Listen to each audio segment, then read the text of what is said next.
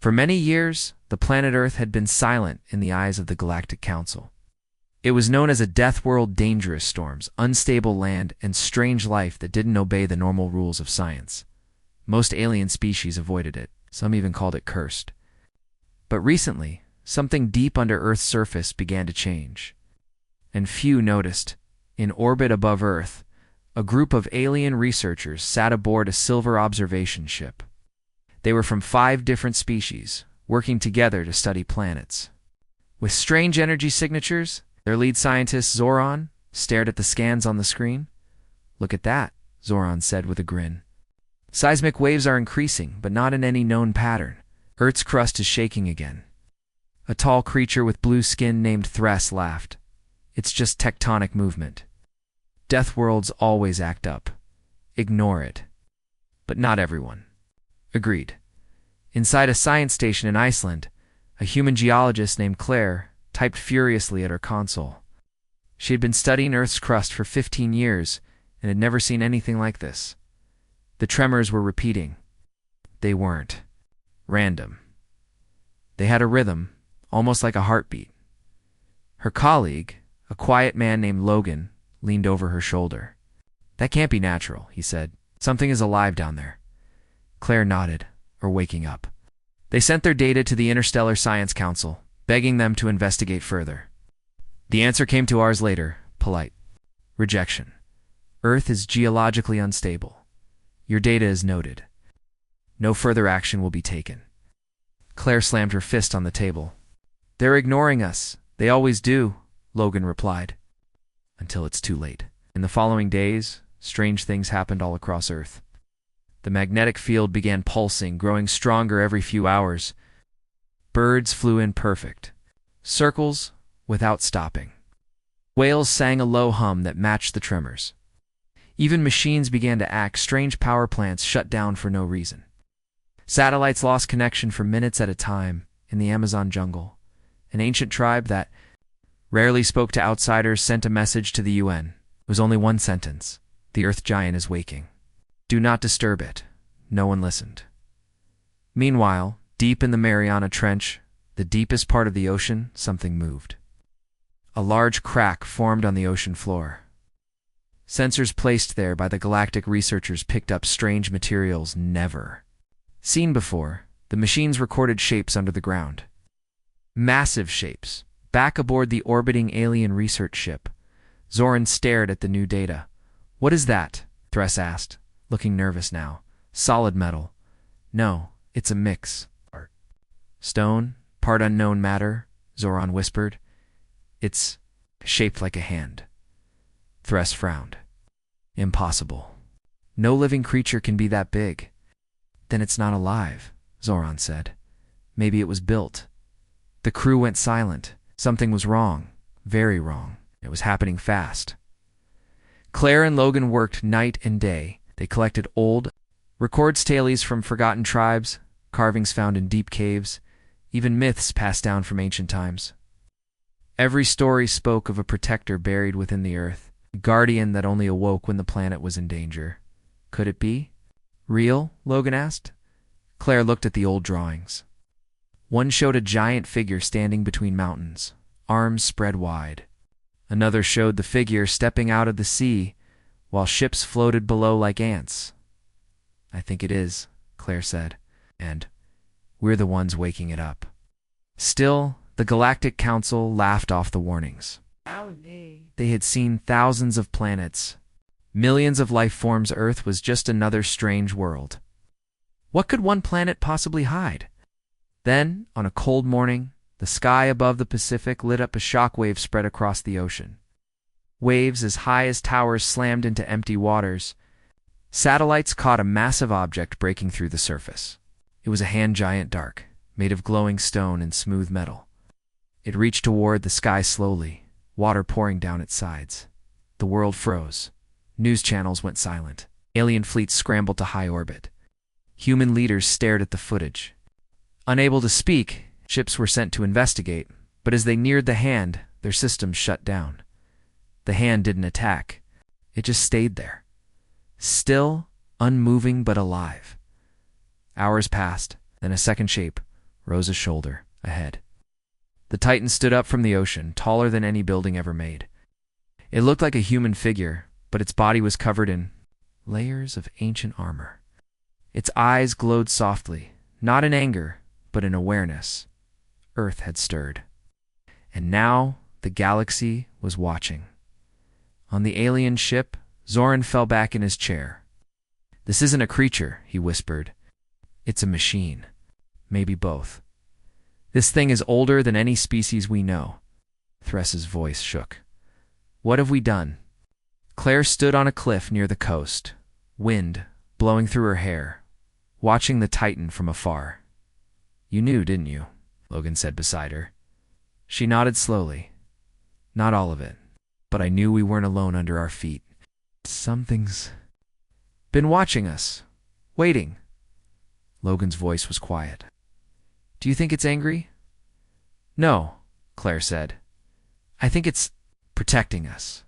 They both stared as the Titan's head turned toward the sky, toward the orbiting ships watching from above. In that moment, no one laughed. No one mocked. The warnings had come, and they had been ignored.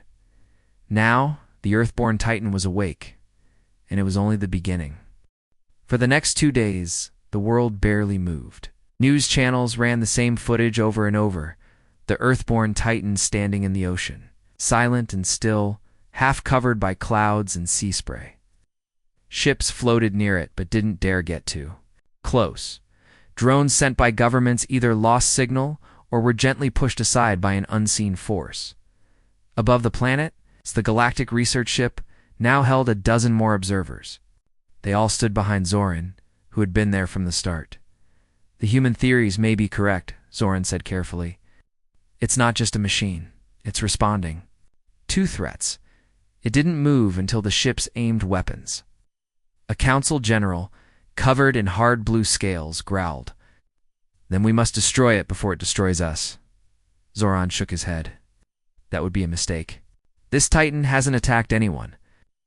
It only responded when it felt danger. And you'd trust that?" the general asked.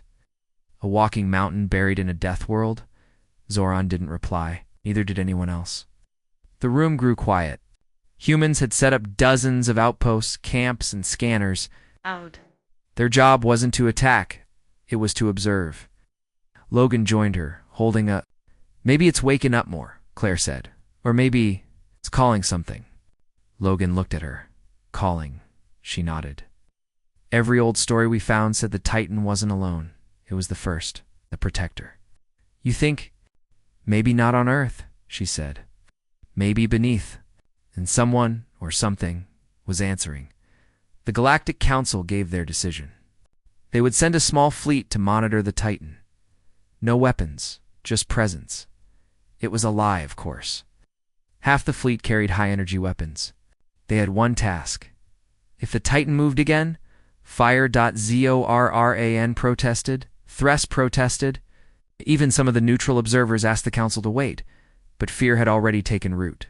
The Council wasn't used to being ignored or afraid. The fleet arrived in low orbit above the Pacific. 20 ships hovered quietly, their weapons hidden but ready. They sent warnings to Earth's leaders asking them to step back.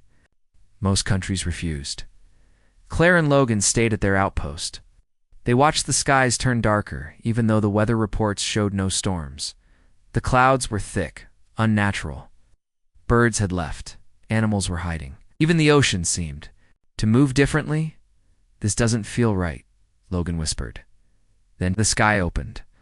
A single light beam shot down from one of the orbiting ships. It wasn't an attack, not yet. It was a scan, a deep-energy scan, aimed at the Titans. Corridot for a few seconds, nothing happened. Then the Titan's eyes glowed brighter. The scan stopped. Alarms blared on the alien ship. "What happened?" One officer shouted. Zoo looked at the screen. It scanned us back. A wave of energy surged upward from the Titan, silent, invisible to the eye, but every ship in orbit felt it. Systems flickered. Screens went black. Weapons powered down on their own. Back on the ground, Claire saw the change too. So the ocean went completely still. Wind stopped. Not a sound anywhere. "Something's about to happen," she whispered. The Titan finally moved. One giant arm rose slowly and pointed toward the sky, not in any known alien tongue. But somehow, everyone understood. Earth is sacred. I protect what rests below. Do not test me again. The voice echoed in the minds of every person, every alien, every being watching. It wasn't loud. It was calm. It's powerful. Ancient dot on the alien ships. Panic spread. It speaks. That thing is sentient. Pull back. Pull back now. Zoran stood, stunned. It warned us. The galactic general refused to listen. In his eyes, the message was a threat. He ordered a single drone ship to fire one warning blast. Just one, to remind the Titan who held the power. The drone launched. The Titan raised its other arm and opened its hand. The beam vanished. Not exploded. Not blocked. Just erased. Like it never existed. Then the Titan turned its... It didn't destroy the ships. Instead, every ship in orbit found itself pushed gently yet firmly away from Earth's orbit. Not damaged, not hurt, but removed, back on the surface. Claire couldn't believe what she had seen. It didn't kill them, Logan said. It protected itself, but it let them go. Because it's not a weapon, Claire said softly. It's a guardian. In orbit, the fleet spun helplessly into retreat. The general was removed from command immediately. Zoran and Thres took control of the mission, ordering no more scans, no more contact-only observation. On Earth, the skies cleared, the ocean calmed. The Titan lowered its arms and went still again. News spread fast across the galaxy. Hundreds. Many who had ignored humans now feared them. Others respected them. But all of them knew one thing for sure. Something ancient lived on Earth, and it wasn't to be disturbed. Deep underground, beneath the Titan, another pulse began, a different one, slower, like something else. Turning in its sleep, but not yet awake. Not yet. Days passed, but the image of the Titan pointing to the sky remained in everyone's mind. Across the world, humans were no longer arguing with each other. Governments had stopped their fights. Everyone focused on one thing, the giant guardian. Standing in the ocean, it had not moved again since the last warning. Its glowing eyes had dimmed slightly. But no one believed it was asleep. Claire stood at the top of a rocky cliff, with her tablet in hand. Logan sat near her, drinking warm coffee from a small mug. They had been watching the Titan from the same location since the day it rose. "Do you think it's waiting?" Logan asked. "Yes," Claire said. "For what? I don't know." "Hasn't left. It's still guarding something." Logan looked at her. "Do you really believe there are more Titans under the Earth?" Claire nodded. "I've studied ancient texts my whole life. Every story said the same thing. This Titan was the first one to rise. ... Not the only one." They returned to the research tents, where more scientists had joined them. Some were from different countries. Some were aliens who had refused to leave with the galactic fleet. They all worked together, now sharing theories, old stories, even forgotten maps. "We found something," one young scientist said as he walked in with a paper scroll. The scroll came from an old human monastery that had burned down years ago. The writing was faded, but Claire's eyes lit up when she saw it. It showed a giant figure rising from the sea and 3 circles below it, connected by lines. "They aren't just other Titans," Claire whispered. "They're sleeping in balance. If one moves, the others feel it." Logan stared at the scroll. "Where are the other circles located?" "One under Antarctica," she said.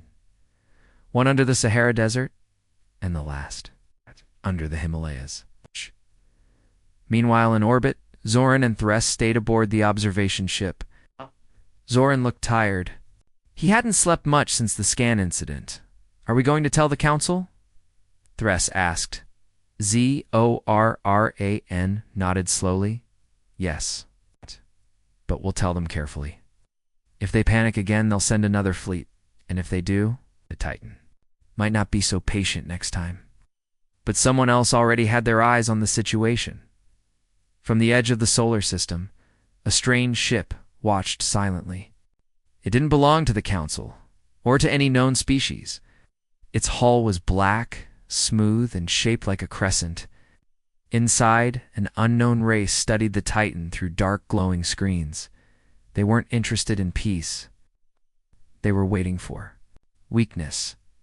Back on Earth, strange weather patterns began to form near Antarctica. Satellites picked up strange heat readings from beneath the ice. The magnetic field in that region was bending slightly, like something underground was affecting it. Claire and Logan got the news through a secure channel at starting, Logan said. Antarctica is waking up, Claire replied. The world grew quiet again. The United Nations held emergency meetings. Several research ships were sent toward Antarctica, but before they arrived, an earthquake shook the icy continent. Cracks split the land like a wound. Steam and dust rose through the sky. And for just a moment, something moved beneath the glacier.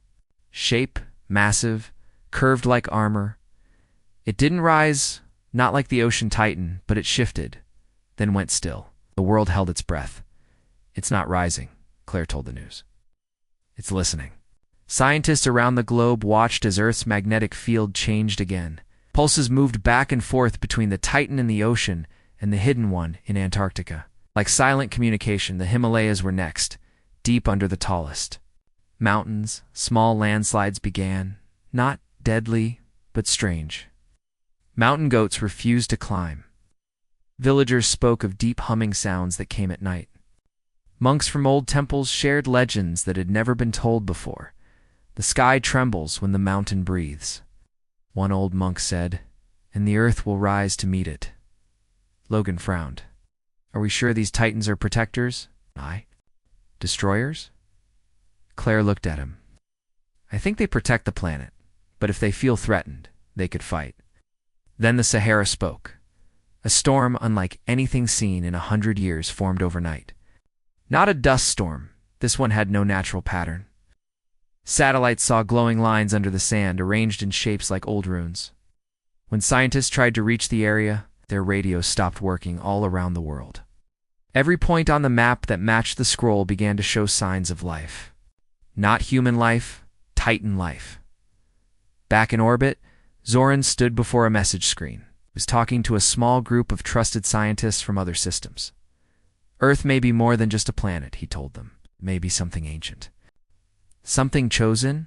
One of the scientists asked. Chosen for what? Zoran paused. Maybe, as a last line of defense. But not everyone agreed. That mysterious crescent-shaped ship from the edge of the system moved forward. The unknown. Race aboard it decided the time had come. They would strike. It's not openly, not yet. Instead, they released a small energy probe toward Earth.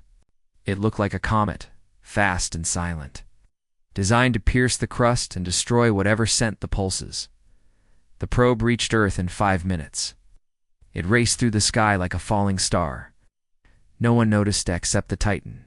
Its eyes flashed. Bright once more. From its chest, a wave of sound burst upward. Not noise, but pressure. It bent the clouds, shook the winds, and hit the probe with perfect force.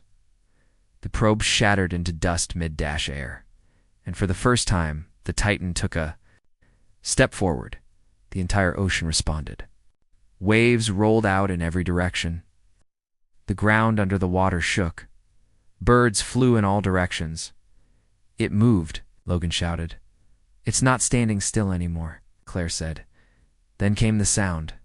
Deep, heavy, like the planet itself speaking. The first threat has arrived. I remain, and so do the others. Beneath the earth, in Antarctica, in the desert, and in the mountains. The other titans stirred. They didn't rise, but they woke. The world had changed. People didn't go back to their normal lives. Schools stayed closed, flights remained grounded, and everyone kept their eyes on the ocean. News cameras never stopped recording the Earthborn Titan. Even though it stood silent again, its last step still echoed in the minds of billions, deep underground. The other titans had not risen, but the proof of their awakening was clear. Machines picked up their heartbeats, slow and strong like drums. Beneath the crust, magnetic fields twisted and realigned around them. It was like the entire planet had taken a breath. Claire and Logan sat in a quiet tent. Looking over new data, Antarctica's pulse just matched the Pacific Titan's pattern, Claire said, scrolling through charts. They're synced now. Logan nodded, and the Sahara's pulse is increasing in strength. Same with the Himalayas. They're all connected somehow, not by wires, not by signals. Maybe something older than science. Outside the tent, new. Scientists arrived every hour, humans from every continent. Some alien researchers returned, this time more respectful, more curious. No one talked about war anymore.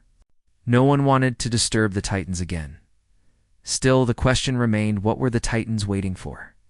Zoran, aboard the orbiting observation ship, stared at a holographic map of Earth. This planet, it's not just a home, he said. To Thress, it's a vault. A guardian world. Thress leaned closer. Then why were they asleep for so long? Because Earth didn't need them, Zoran said. Until now. He didn't know the real danger was already here. On the edge of the solar system, the Dark Crescent ship had stopped sending probes. It now sent something worse. A thin, invisible stream of black energy flowed into the void, opening a gate. Not a wormhole, something darker. Through it came another ship, twice the size of any Galactic Council vessel. It made no sound. Its surface was covered in shifting symbols. And it didn't fly, it slid through space like a shadow. The beings inside didn't speak, didn't warn. They didn't want land or peace. They wanted silence. They wanted Earth's Titans to sleep again forever. When the ship entered the atmosphere, it didn't appear on any radar. The Titans felt it. The Ocean Titan's eyes flared white. It raised its arm again, not toward the sky this time, but toward land. A deep sound rolled across the planet. In Antarctica, the ground shook harder. Cracks formed, releasing steam and light. Something massive beneath the ice moved upward. The Sahara dunes collapsed, sand turned to glass. Below the surface, armor plates began shifting. In the Himalayas, rocks rolled down in waves. Mountain peaks trembled as something rose in the deep caverns below. Claire stood outside with Logan and the others. They watched in awe as the clouds parted and lights danced across the sky. They're not just waking, Claire whispered. They're responding. To what? Logan asked. A true threat. The Alien Council had finally received Zoran's full report. The High Members gathered in their great chamber, floating in the center of their world, far away from Earth. We've never seen anything like these Titans, one elder said. They obey no technology. They answer to no species. They are not weapons, another replied. They are guardians. A third voice, cold and proud, spoke from the shadows. Then why should we fear them? Zoran's voice came through the council's speakers. Because the enemy that comes now, it fears nothing. It destroys planets, and the Titans may be the only thing that can stop it. Back on Earth, the dark ship reached the upper sky. It hovered over the Atlantic Ocean, just miles from the Titan. It didn't speak. It didn't flash lights. It opened from its belly, dropped small pods, black spheres that crashed into the sea, like falling stars. Each one opened to release a floating drone, shaped like metal insects with many eyes and sharp limbs. They moved fast, scanning the Titan. The Titan didn't move. One drone shot a small needle of black light at the Titan's leg. It was a mistake. Titan's eyes turned red, a deep sound, not like the last warning, but louder, stronger across the ocean. The water bent. Ships miles away were thrown back. The sky darkened. Then came the second step. The Titan raised one leg and slammed it into the ocean floor. A wave taller than mountains raced outward, but it stopped before reaching land. It circled the dark ship like a giant wall. The black drones rushed forward, but the Titan didn't use its hands. A pulse of energy burst from its chest, stopping the drones midair. They shattered like glass. The dark ship finally reacted. It fired a beam sharp, black, almost alive toward the Titan's chest. But something happened before the beam hit. The ground far away deep in Antarctica exploded. A second Titan rose. This one was shaped differently, broader, heavier. It had thick plates of ice armor and glowing blue symbols running across its chest, without sound. It walked forward, heading toward the ocean. At the same time, the Sahara cracked wide open.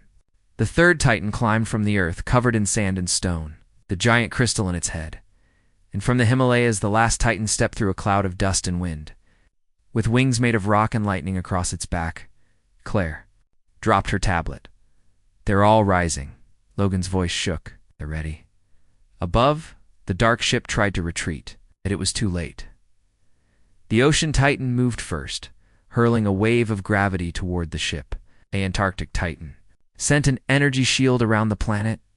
The Saharan Titan raised both hands and summoned pillars of light from the earth. And the Himalayan Titan flew straight into the sky, faster than sound, and struck the dark ship with a punch that shattered the air. The enemy vessel broke apart. Its pieces fell like rain, harmless and quiet. For the first time in ages, the sky cleared. The Titans stood in silence again, but this time, not alone. They faced each other as if checking their strength. They looked at the earth, then at the stars, and together they returned to stillness, but not sleep. Not anymore. The sky above Earth was quiet once again. The stars looked peaceful, and the winds calmed across all lands. But everyone knew the world had changed forever. Titans had awakened not for war, but for protection. And now they stood like giants, at each edge of the planet, watching, waiting, guarding. On the coast where the ocean Titan had first risen, Claire stood beside Logan. They looked across the sea, where the enormous figure remained, still as stone, yet somehow more alive than any machine. "I still can't believe it," Logan said quietly. "We saw legends rise from the deep." Claire nodded, "and the legends saved us. If the Titans hadn't acted when they did, that black ship would have destroyed everything." Scientists around the world continued to work day and night. Many of them didn't sleep. They wanted answers. How were the Titans built? Who made them? And why did they wait until now to rise? But the more they searched, the more they realized something strange. There were no signs of builders, no buried factories, no old blueprints. The Titans didn't seem like they were made by humans or any known alien race. They were part of the Earth itself. Some believed the planet had created them as a last line of defense. Others thought they were left behind by something older, something long gone. But no one knew for sure. Zorran, still orbiting in his research vessel, sent his final report to the Galactic Council. His words were simple and clear. "Earth is protected by forces beyond our science. Leave it alone." The Council, shocked by the footage, agreed. A ban was placed on entering human space. No probes, no ships, no experiments. Earth had become a quiet zone, respected and feared by all. Meanwhile, the human world slowly adjusted to its new reality. Some people were scared. They didn't like the idea of giant beings hidden beneath their feet. Others felt peace, knowing the planet had guardians that stood for its safety. Cities built statues in honor of the Titans. Children learned their names. The Ocean Titan was called the First Guardian. The Antarctic Titan became the Ice Sentinel. Sahara Titan was named the Stone Flame. And the Himalayan Titan was known as the Skybreaker. But the Titans themselves didn't speak again. They stayed still, returning to their places like statues of power. Only their eyes moved sometimes, glowing softly, watching the stars. Claire continued her research. She wrote books. But in her heart, she always returned to that first moment, the rising hand from the ocean, the pulse in the ground, the feeling that something ancient had been watching. Logan stayed by her side. Together they built a new science station near the coast, where the Titan could be seen each day. They didn't study it like a machine. They respected it like a friend. One morning, a strange thing happened. A deep hum began across the planet, soft, like a song coming from beneath the soil. It wasn't loud, but it could be felt in the bones. Birds flew in patterns again. Whales sang in harmony. Claire stepped outside and looked at the sky. Above, the stars blinked brighter than before. "What is that sound?" Logan asked. Claire smiled. I think the Titans are speaking to each other. On all four corners of the world, the Titans turned their heads at the same time. For the first time since the battle, they moved again, but not to fight. They raised their arms toward the sky, and then they knelt. The world paused. Cities stopped. People cried. Children cheered. No one knew why the Titans had taken a knee, but the message was clear. Earth was safe for now. But more importantly, the Titans were not weapons. They were protectors. They knelt not in surrender, but in peace. They were showing the world they would not rule, only guard, up in orbit. Zoran watched the moment from his ship. His eyes were wide with wonder. "They are not machines," he said quietly. "They are not tools. They are ... alive." The rest stood beside him, tears in her eyes. They saved a world, and they asked for nothing. News spread across the galaxy. Stories were told. Even young alien children spoke of the four who rose from Earth, not as monsters, not as gods, but as guardians that answered only when danger came. The dark race that had sent the attack ship never returned. Perhaps they were afraid. Perhaps they understood the warning. Beneath the ground, deep inside the planet's crust, sensors picked up something strange, like energy going back to sleep. Not off, not gone, just resting. But Claire believed something else. She believed the Titans were not resting at all. They were listening. She gave her final report to the World Science Council. She didn't fill it with hard facts or long numbers. She ended it with one quiet line: Earth was never alone. We just forgot to listen. And from that day on, humans remembered. They treated their planet with more care. They looked at the stars with more respect. And they built their future, knowing that below their feet stood silent watchers ready, if ever needed again. The Titans never walked again. But they never truly stopped moving. Their hearts still pulsed deep in the earth, slow and steady, waiting, watching, guarding forever.